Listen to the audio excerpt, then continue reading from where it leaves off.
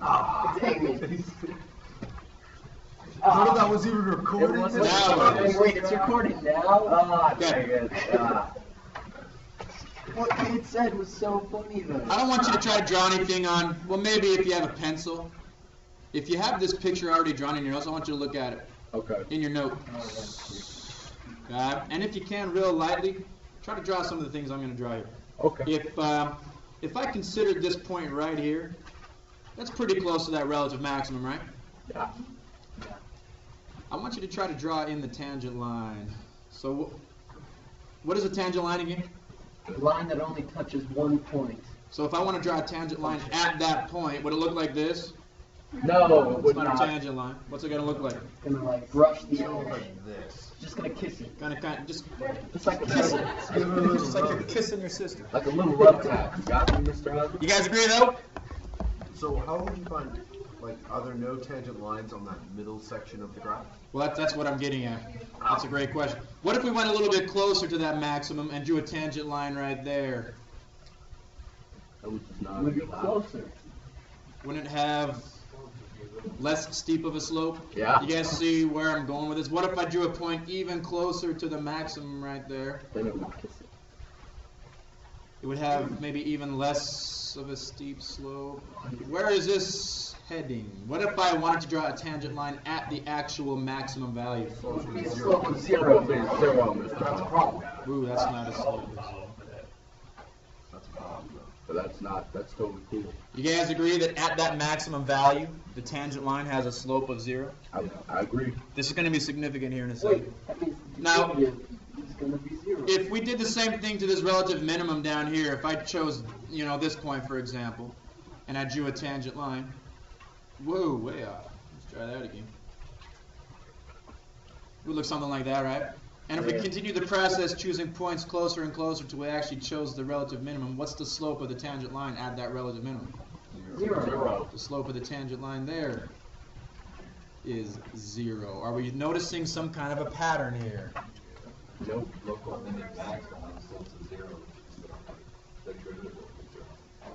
Okay. So we're heading that direction. Okay. So we're gonna like. So here's just a quick example. If I gave you this function, f of x equals, oh, mama, all right, yes.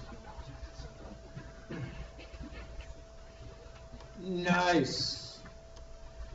That looks good, doesn't it? And what if I asked you to find the slope of the tangent line at the point 3, 2.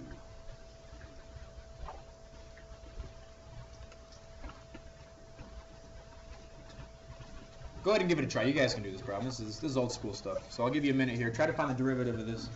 And then find the slope of the tangent line at the point 3, 2. Alright, come back to me now. Yeah, all that worked just for a 0. I couldn't guess. Here's what probably happened, or hopefully happened. You distributed the 9, right? Yes. And then you probably did quotient rule, I'd imagine. You would imagine correctly. So that's low. Come on, what is it? D high. Low D high. So what's the derivative of the high? It is 18x. Minus. High to low. Minus high. Times the derivative. Of low. 3x squared.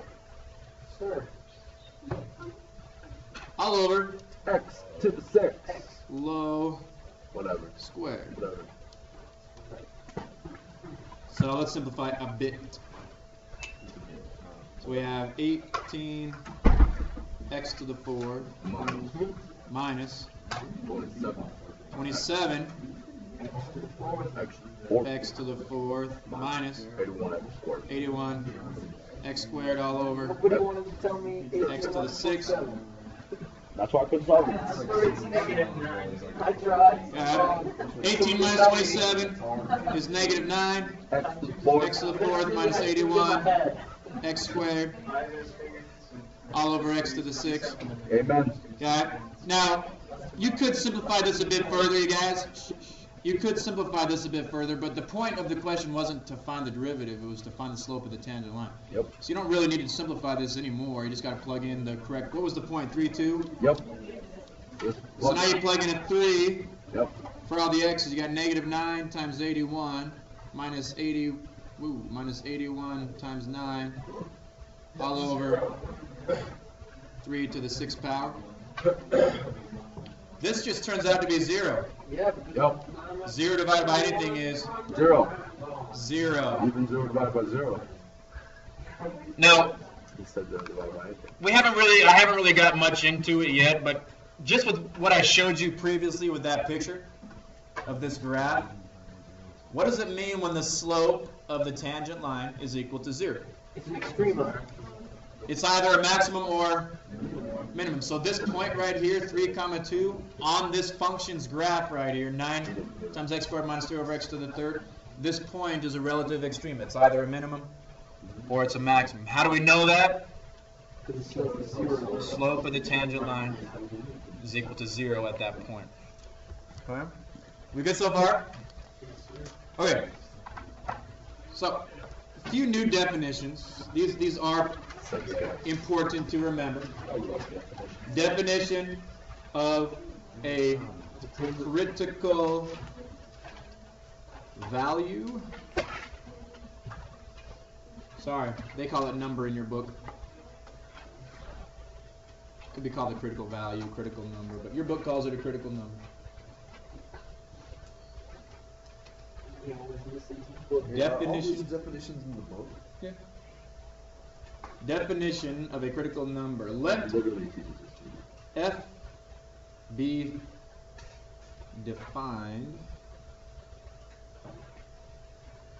at C. That means C is in the domain of f. If f is defined at C, C is part of the domain. If f prime of C is equal to 0,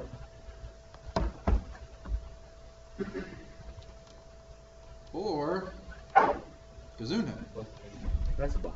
if f is not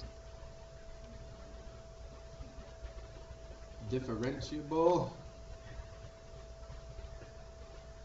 at C,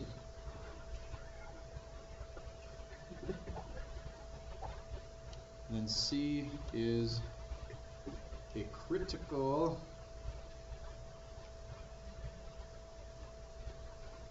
number of f.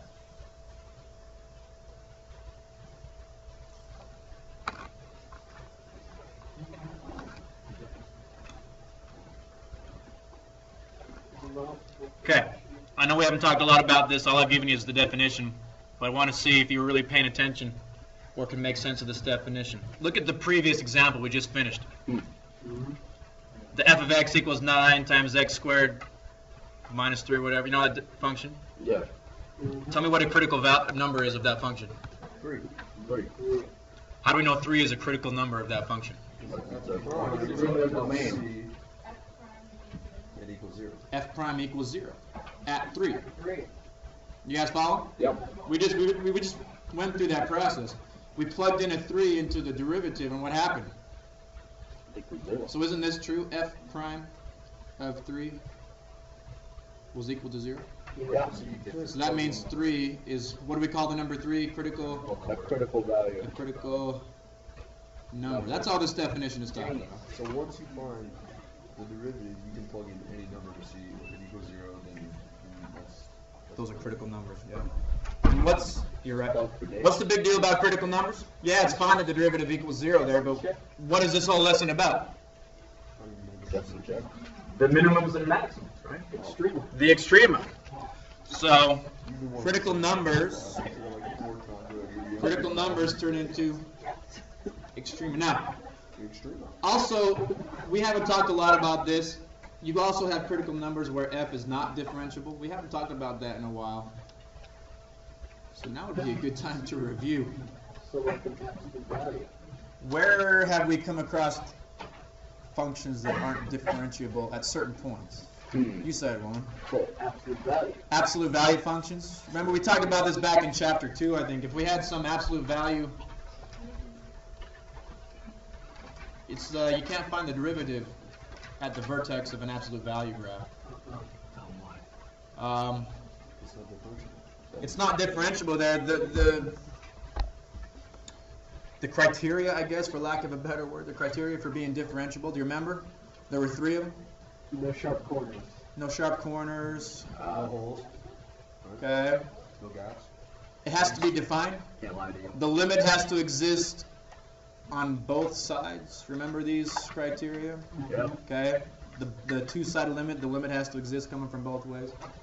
Anyway, that's what it means to be differentiable. So, here's another theorem that involves these critical numbers.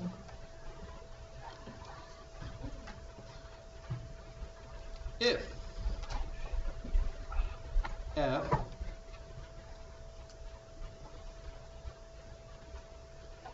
has a relative min or max, this is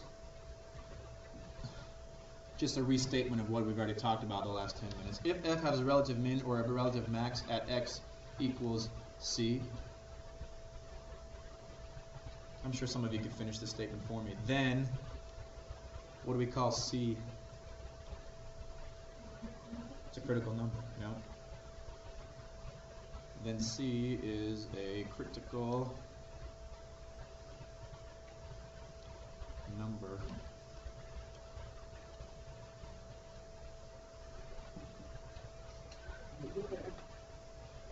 You guys are pretty sharp. Before I write down the steps of how to find relative minimums and maximums, I bet some of you could tell me what the steps are going to be.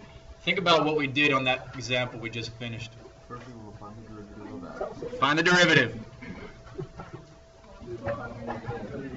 Now, we're not going to have x values to plug in, right? They gave us an x value, so the first step is to find the derivative.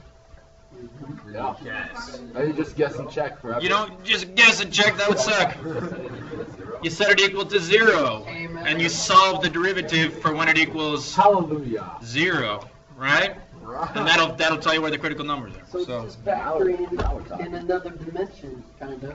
Don't you mean forward? Yeah, quite often, yeah. Because you're just doing this derivative, which is like a whole So other- here are your guidelines or steps for finding. It's pretty much what we just described for finding extrema on a closed interval. We talked about this last time. Do you remember what a closed? It includes the endpoints. Yep. A closed interval includes the endpoint. Is it different, like, is there a different method of finding out in open? Or we only search for Yeah. I'll explain. That's a good question. It's not much different. So, step 1. Now, step 1 includes like 3 or 4 sub-steps, but they put it all in one big giant step here for step 1. Step 1 is to find the critical numbers of f in the interval AB.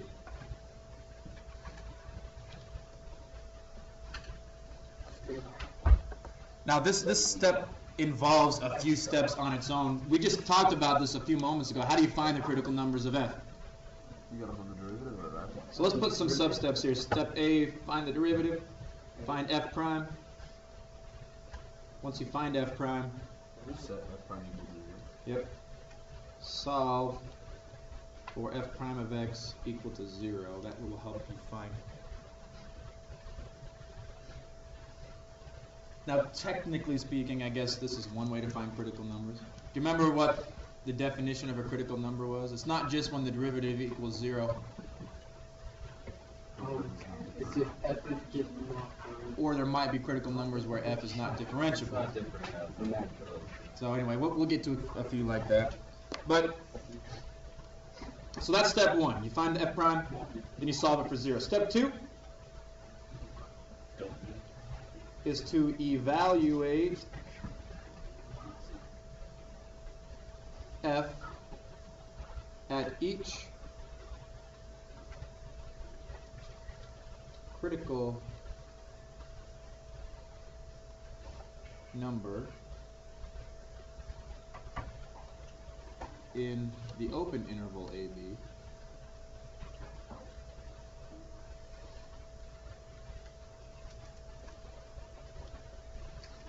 So does that mean we're plugging in?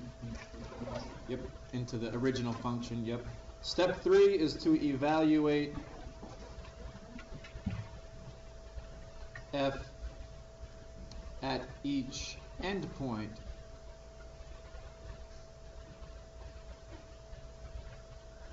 of the closed interval AB.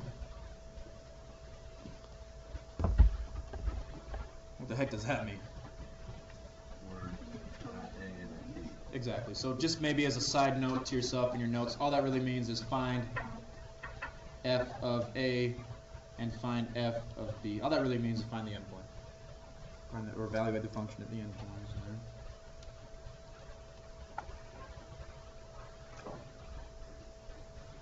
Right?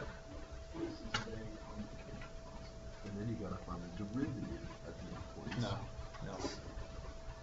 Let's to go back a couple of steps to that problem we just finished. We evaluated the derivative at 3 and found out that the slope was 0. That means it's a relative extreme, right? Do we know whether it was a minimum or a maximum? We hadn't yet, and this fourth step is how you tell. So after doing step 2 and 3, you're going to have like f of 3 equals this, f of 2 equals that, f of 4 equals that. You're going to have a bunch of numbers, right? You guys follow? After doing step 2 and step 3, you're going to have, you know, f of 2 equals whatever. So the least of the values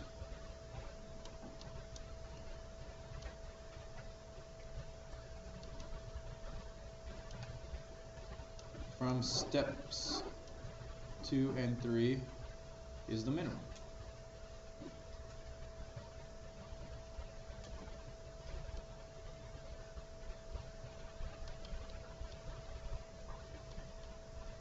The greatest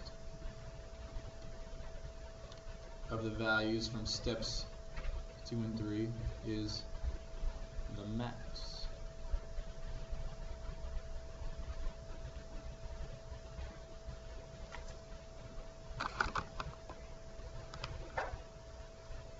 So one of the endpoints could be the maximum limit. Mm-hmm.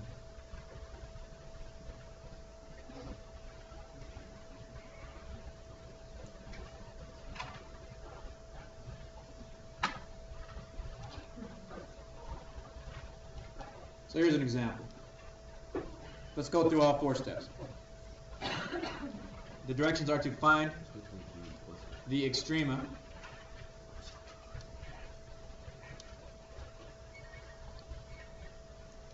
of, is it time to wake up? Of f of x equals 3x to the 4th minus 4x to the 3rd on a closed interval, -1 to 2.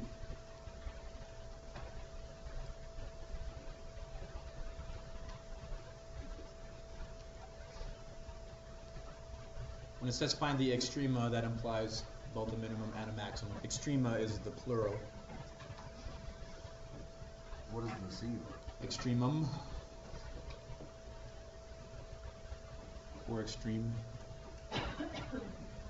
All right, so step one, what is it? Step one technically is to find the critical numbers of f. Either that means you find the derivative, set it equal to 0, or figure out where it's not differentiable. But what kind of function is this right here that we're starting with, f? It's just a regular polynomial function. Polynomial functions are differentiable everywhere. Okay? So it's not ever going to be not differentiable. That was terrible grammar. So this one's going to be pretty easy. Just find the derivative and set it equal to 0. So pretty straightforward derivative, yes? Yep. Tell me quick.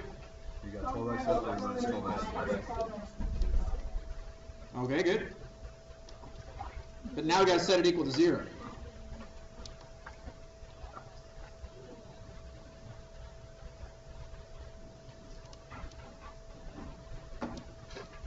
All right, what would you suggest? How do we solve this for when it equals 0? Put the 12x to the second. I would factor out a 12x squared. And that leaves x minus 1. So that tells us now the critical numbers are x equals positive 1. Positive 1 comes from this, but there's 1 here. Yep. And x equals 0.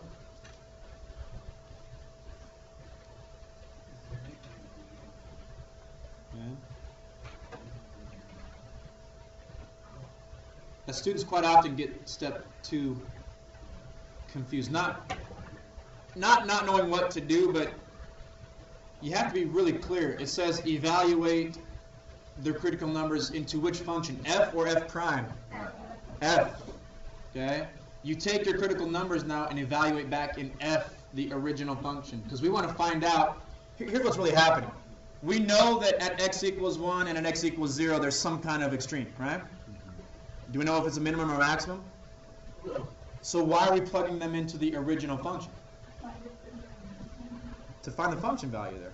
Okay? If f of 1 has the highest point of any other point, what does that mean? It's a maximum. If f of 1 has the lowest value of any other point that we're testing, that would be a minimum. That's what we're doing here. Okay? So it's important you plug it back into the original function f, because we need to find the function value. So now step 2 is to find f of 1 and f of 0. That's pretty easy.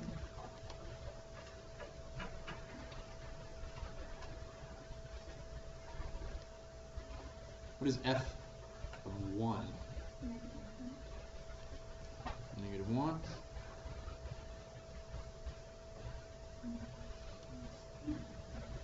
F of 0 is 0.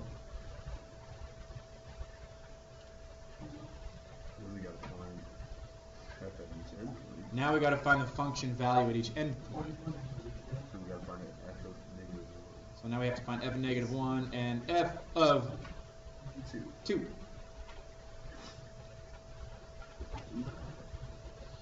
Just be careful with your arithmetic. It's fine to do mental math, but you got to be careful. Negative 1 to the 4th. 1 times 3. 3. But then negative 1 cubed. Negative 1. Negative 1 times negative 4. So it turns into 7. Now 2 to the 4th is 16. 16 times 3.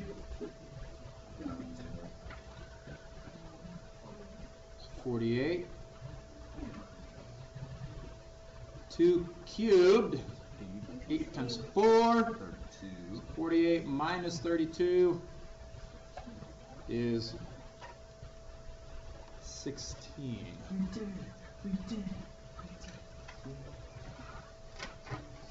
Alright, now we gotta find which one's the minimums and which one's the maximums. So according to that little guideline that we have here. We've done step 2 and 3, so now we look at the values. The least or the smallest value is the minimum value. Not the smallest of the critical numbers or endpoints, it's the smallest of the function values. So what you're looking at are the function values now. Obviously, the smallest one. 0. Just making sure we were paying attention. Let me go back and edit the video here. Rewind. The smallest of these values is -1. 16. So that's the minimum. So can we graph this so I can see? Yeah, that's a great. The large. Oh man. All right now. Be careful. The largest of these values, 16, is the maximum. So, Cade brought up a good point. Let's see what this graph looks like. So, this is going to hopefully make a little more sense. So, draw a graph. Well, ooh, that was weird. The maximum occurs at the point 2, 16. And the minimum occurs at the point 1, -1.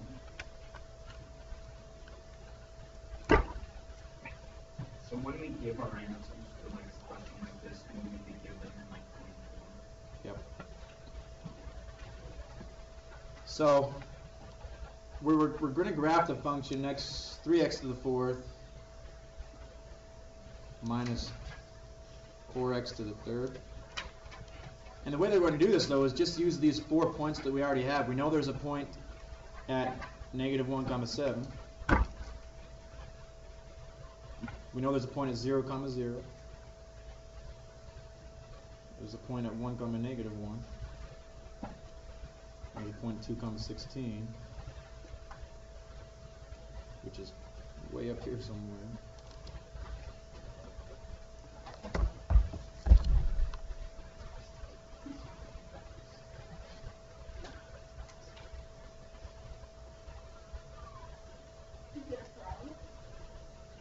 An x to the 4th graph looks a lot like a parabola because the end behavior is going left side's up, right side's up. So it does look like a parabola. It has a few bumps. Yep. Now, I want you guys to realize something here. I've only graphed the piece of the function between -1 and +2. That's the closed interval. You do need to realize that these really are arrows that are going up in both directions, right? Well, there could be more dips and stuff. Yeah. But I only graphed the portion in the interval because the question was asking what are the relative, or what are the extrema in the interval from -1 to 2. Okay? So this point right here that I'm circling, was that the highest point in the interval? No. This point over here is. That's why the maximum is 2, 16. Okay? This point down here is the lowest point in the interval. Which means shouldn't on the right side past enough should come down again before it goes back up because it's maximum. This is just a maximum on this interval. Oh, yeah.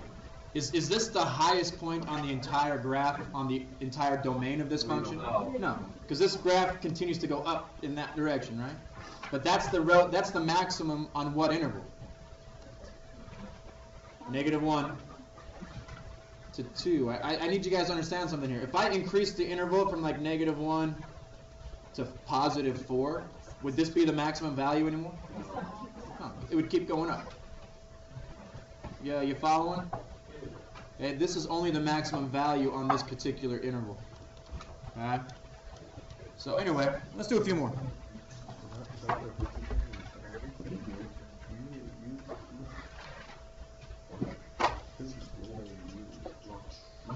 Do some like on your homework.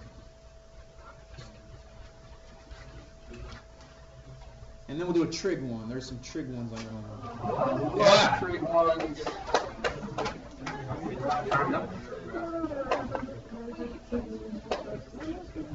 Find the extrema. Oh, I want to make something a little more clear. It wasn't real clear in the lesson. If we're finding, let me go back to right here. If you're finding extrema on a closed interval, I want you to add this onto your notes right here. If you're finding extrema on a closed interval, those are called absolute. Extrema. If you're finding extrema on a closed interval, they're called absolute extrema. Okay. If you're finding, so Kate, you asked a question a little while ago. Are the steps different if you're finding extrema on an open interval? Didn't you ask that question? I did ask that question. We could talk about that. What do you guys think about that question? What would the guidelines be if we're just finding extrema on an open interval?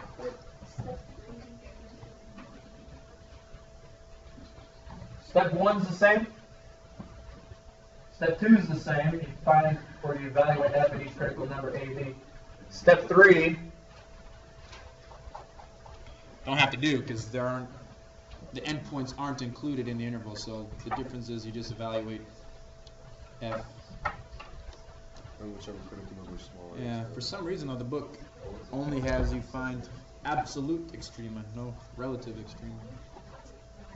Anyway. I thought we need to do that. So find the absolute Thank you. extrema. Yeah, well, I'll throw some in there on the next quiz. So when you guys see this phrase right here, absolute extrema, in your homework, what does that mean? It's on a closed interval. All right, so here's a problem. F of x. Gotta make this challenging for you. Yes, here we go. Yes. Sorry, with mine and Enrique's mind together, there's nothing we can't do. It's very touching. Okay, there you go.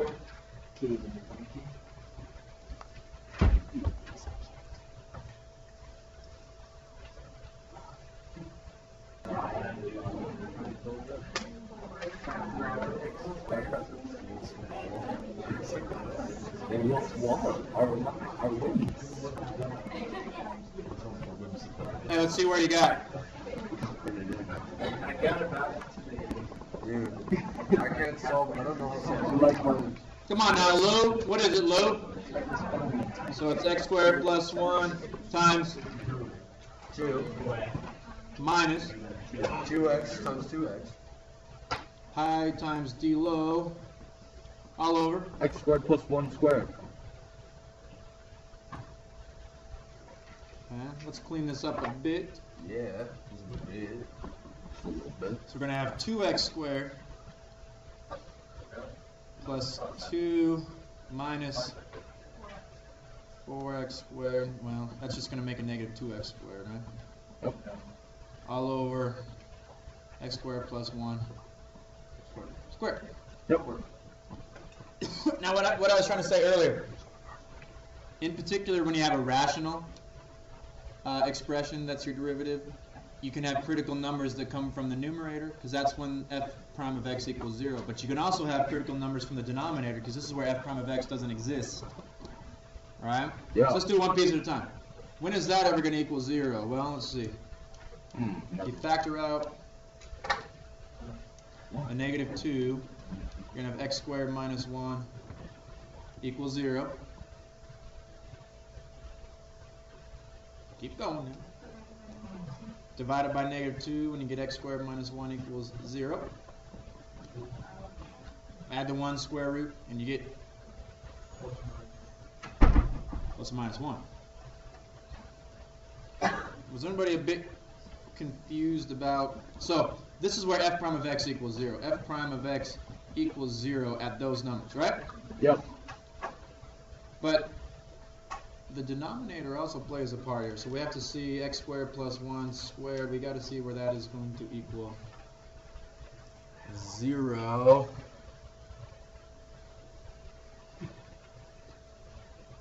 Did we get anywhere in this one? No. Here's something that might have helped. You guys, critical numbers are numbers that actually exist. They're not imaginary numbers. You can't have an imaginary critical number. Okay? The reason I'm saying that is some of you might have been able to look at that and say, well, that's never going to equal 0.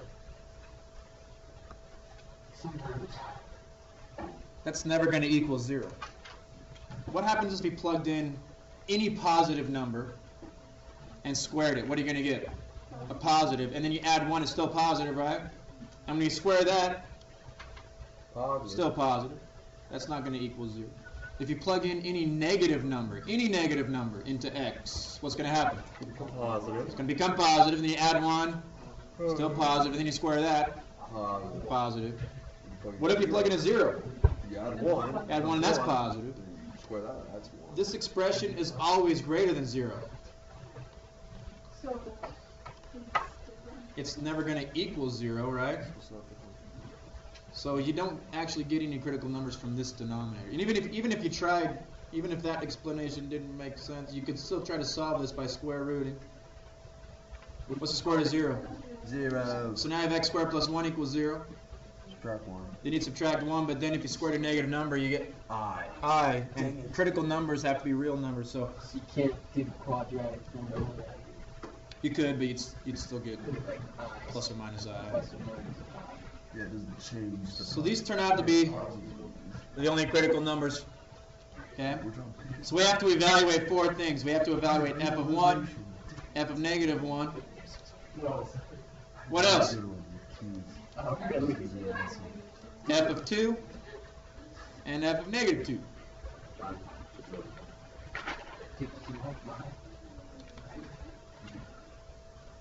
So, this is taking too much time. Let's just go through this. If x is 1, we end up with 2 over... Come on now, 2 over 2, which is 1. All right, if x is negative 1, we get negative 2 over 2, which is negative 1. All right, then. If x is positive 2, we get 4 over 5. And then if x is negative 2, negative 4 over 5.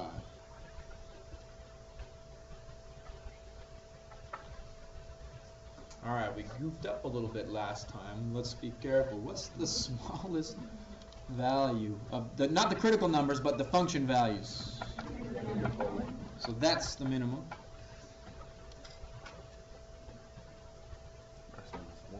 Biggest number is? So the correct way to state this is there's a max at 1, 1. There's a min at negative 1, negative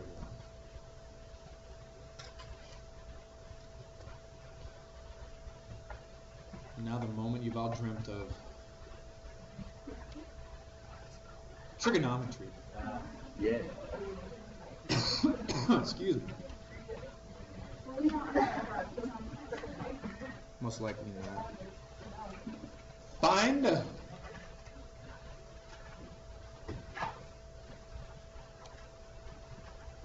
the absolute extrema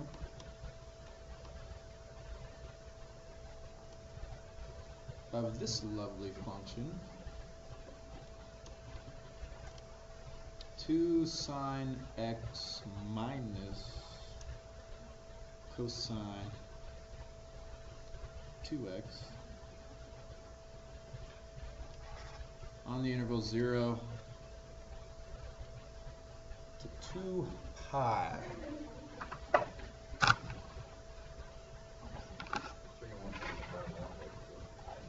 Ugh.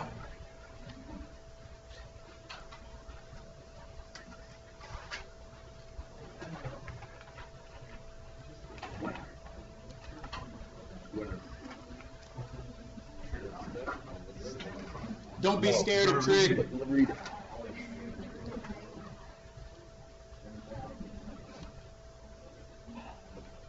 You need to own trig. You can't be scared of it. You have to face it with confidence. Get angry at it. Like it slapped your mama or something. Get angry at it. I hate you, Trig. You're ugly. Mama, Trig. Like Trig could take my mom. Like Trig could take my mom. Alright. Like Trig To the prom. What's the derivative of 2 sine x? Like Trig's still alive right now after hitting my mom. My mom's 2 crazy. cosine x minus, and now What's the derivative of cosine 2x? Negative sine 2x, but now we have a chain rule. Times 2. Times 2. Plus 2 sine. So let's clean this up a bit. 2 cosine x plus 2 sine x. 2 sine 2x. Right? Amen. Element plus 2. 2 sine x, 2x. Yep. Oh, I missed a 2 somewhere. Yep. 2 sine 2x. There we go. Man, I can't write. Then let's factor out cosine. This you know, set that equal to 0. Oh, you guys. This is mean. What? They do expect, and I'm just telling you straight up, on the AP test, it's going to be the same thing as well. They expect that you remember some of your basic trig identities. Oh, well, we know this one. Like this one here. I got you were talking about sine of 2x. I think you're going to pull that one. That's.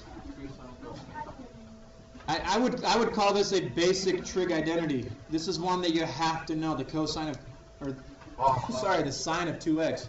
Right into The sine of 2x, Enrique, you said it. It's 2 sine of x cosine of x. That's the derivative of Now, sine? I know it's a lot to remember. Wait, is that the derivative of sine of 2x? No, this is the identity. The sine of 2x equals 2 sine x cosine I'll x. just miss that problem. So now you change this into 2 cosine of x plus, ooh, be real careful here, Plus 2 times 2 sine 2 times 2, which is 4 sine x cosine. sine x cosine x. Then you. And now we got to set that equal to 0. Factor out a 2 cosine x. Or you can factor out cosine x. And we factor out You can factor out 2 cosine a x. 2 cosine of x. For the 2 sine.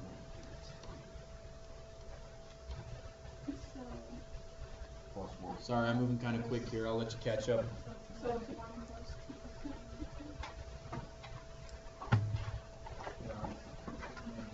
If you factor out 2 cosine from 2 cosine, you gotta have a 1 right there. So it's 1 plus 2 sine x. We're getting somewhere.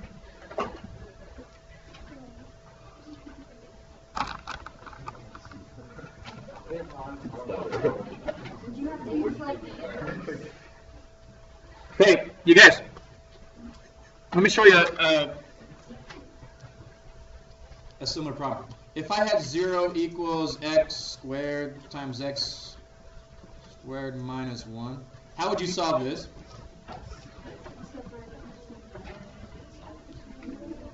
You guys need to pay attention because this is not that dissimilar from that trig function we just ended up with. If this is what we ended up with, wouldn't you set each factor equal to 0? And then solve each one separately? Yeah. Well, don't we have a similar thing here? We have this multiplied by that. And the product equals 0. If one thing multiplied by another thing equals 0, doesn't that mean that both of those have to equal 0? Yeah. So all you have to do is solve 2 separate equations here. 2 cosine of x equals 0, and 1 plus 2 sine of x is equal to 0.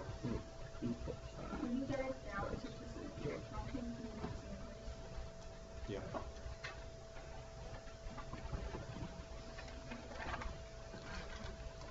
Okay. So let's do one at a time. Let's do the one on the left. 2 cosine x equals 0. Come on now. Divided by 2. You guys up front are starting to lose a little focus. Come on. We're back. Now you do inverse. So x equals cosine inverse. Well, what is cosine 0? I would avoid Cosine 0 is 1. I would avoid using your calculator to do the inverse cosine for most of this, and I would try to rely on your unit circle. 1. Where is the cosine equal to 0? Cosine equals 0 at pi halves and 3 pi halves. Cosine's equal to x values, right? Yeah. Where do you have x values on the unit circle that are equal to 0? I have Pi halves. Okay? And technically 3 pi halves. Now we got to make sure that we're still in the interval. What interval do they want? They want a full revolution of the unit circle, You have right? to give me 2. So we use both of those. No. So x equals pi halves X equals or 3 pi halves. or 3 pi. Okay? Now we solve this one over here. Subtract 1. So we're going to subtract 1 divided by 2, so the sine of x is equal to negative 1/2.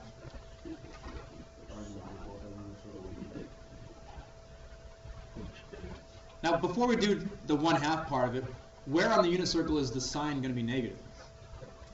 Dudes, the bottom 2 sections. All These two quadrants right here, 4. quadrants 3 and 4, this is where the sine is negative. So we're going to have to come up with points down here in quadrants 3 and 4.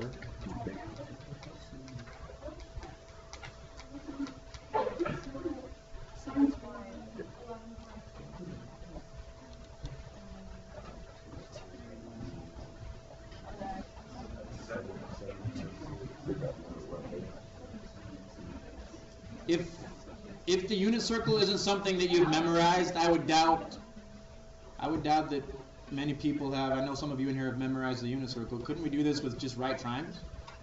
Yeah, we could. That's the fun way. Like the 30, 60, 90? 1, 2, square root of 3.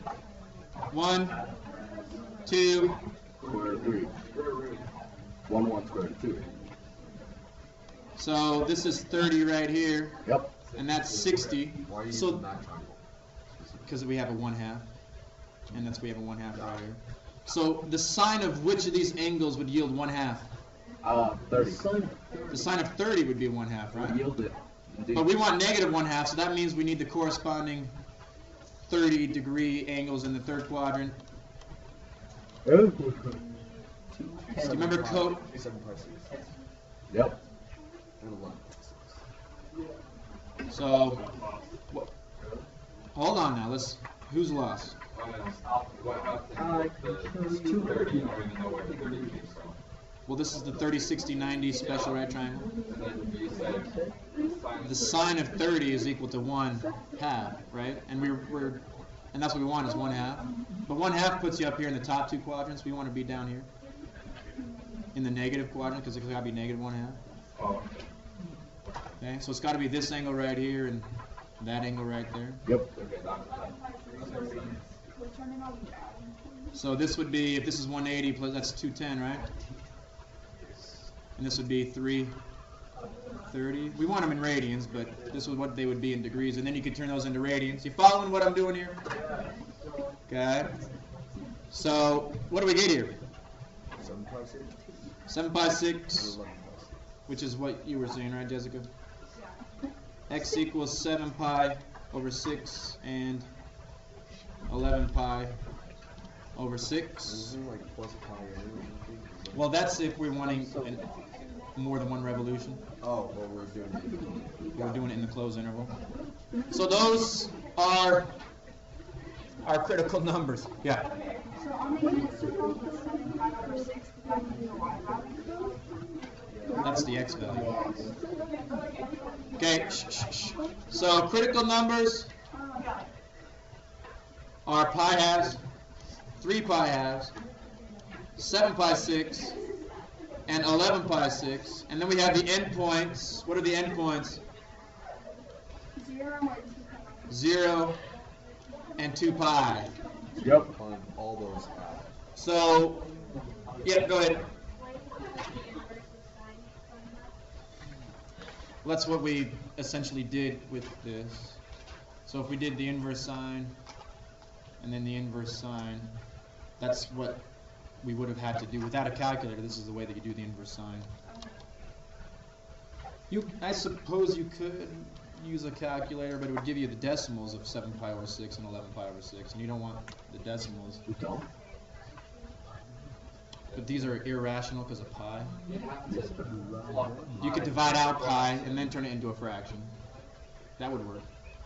Anyway, this is taking longer than it really needs to. What do we do now with all these critical numbers and the endpoints? We just find the biggest one.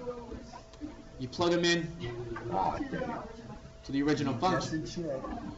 Okay? Amen. So the original function was f of x. Where is it? 2 sine x minus cosine of 2x.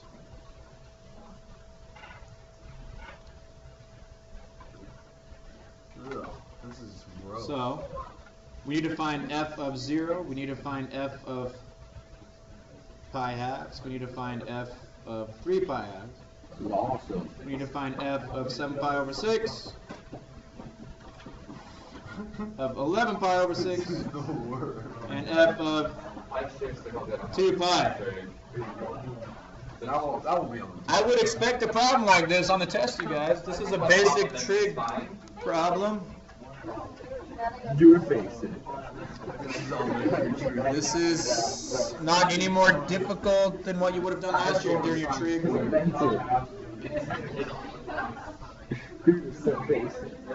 Complaining about it, you guys, doesn't help, does it? Contrary to popular teenage belief, It does help. complaining about things does not help. It helps me feel better, Mr. Huff. We're training you for when you have children that are our age. Let us play. I want my iPhone. Give us what we want, Mr. Huff. It's You just easier. plug these into the function. You know how to do. Here's an idea. What if you go onto your calculator? Hold on now, hold on, stop. What if you type this into your calculator in the y equals menu? And then you could evaluate these on a table, or you could go to the graph and plot them on the graph. That might make it a little quicker, right? But anyway, you'd have to finish this up on your own at home. One day on all the little You all should.